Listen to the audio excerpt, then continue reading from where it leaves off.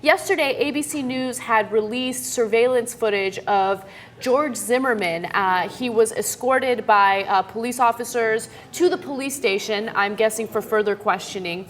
And what's really interesting is, if you guys can remember, George Zimmerman defenders would always say, well, you know, Trayvon Martin attacked him and he had a broken nose and he was bleeding and he was definitely defending his life. He was getting beaten to death. He was getting beaten to death. So as a result, he pulled out the gun and shot and killed a 17-year-old who was completely unarmed. Now, we have that surveillance video for you guys now. There are two claims. One was that Zimmerman had his nose broken. The other one was that he had a deep gash in the back of his head. So let's look for those two things. Deep gash, back of the head, front of the face, on the nose, broken. All right, let's watch. Getting out of the car. There's Zimmerman's head, nose, totally straight. That doesn't look like a broken nose, and usually when you break your nose, there is some blood involved. His clothing also doesn't seem to have any blood on it.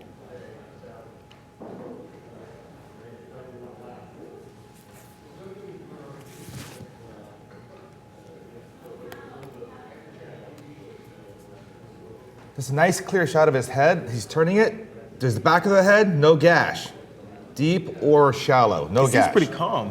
Just looking at the general demeanor after you go through a whole situation like that. When he's broken up, as Joe Oliver said many times, he cried for weeks, and he's a different person. Well, that's fine. People have different reactions, so whatever. No, but account of what they said his reaction was. Yeah, I know. They're like, but look, clear shot of the back of his head, no gash whatsoever. And his nose is perfectly straight and not bleeding.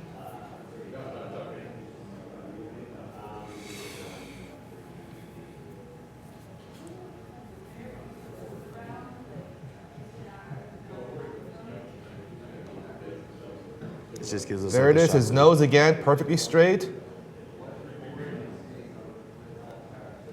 And no gash on the back of his head. So that surveillance tape, I think, is very telling. It confirms what we had already suspected, that he was not defending his life, that he was not attacked by someone who was 100 pounds lighter than him. He completely ignored the 911 dispatcher who told him, do not follow Trayvon Martin. He continued to follow him regardless of that. He's the one who pursued Trayvon Martin, okay? He's the one who went after him. And this surveillance video, I'm glad it's out there, because what are you gonna do now? You're gonna continue defending George Zimmerman, pretending as if, of course they are. It's a constantly moving target. It was a broken nose, a gash in the head, and that's a knuckle imprint to the side of the face. It's a footprint to his kneecap. I mean, it's gonna keep on shifting.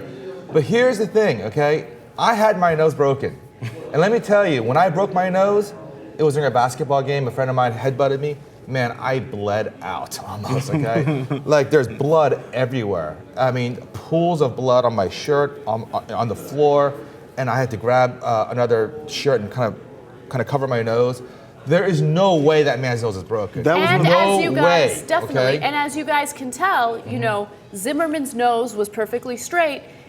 Steve had broken his nose, and it's still screwed up after 20 years. And that's the thing. It was one of the things I was mentioning, because I haven't had my nose broken, but I've seen it, and I was like, either he changed his clothes or something happened, because there's got to be blood on your shirt as you walk in. Yeah. And this is why I didn't want to just bring it up. Maybe he changed his clothes. Who knows? But after that particular surveillance tape of the same night, there was another report that said, oh, in the same red jacket and clothes he was wearing the night that it happened. Look.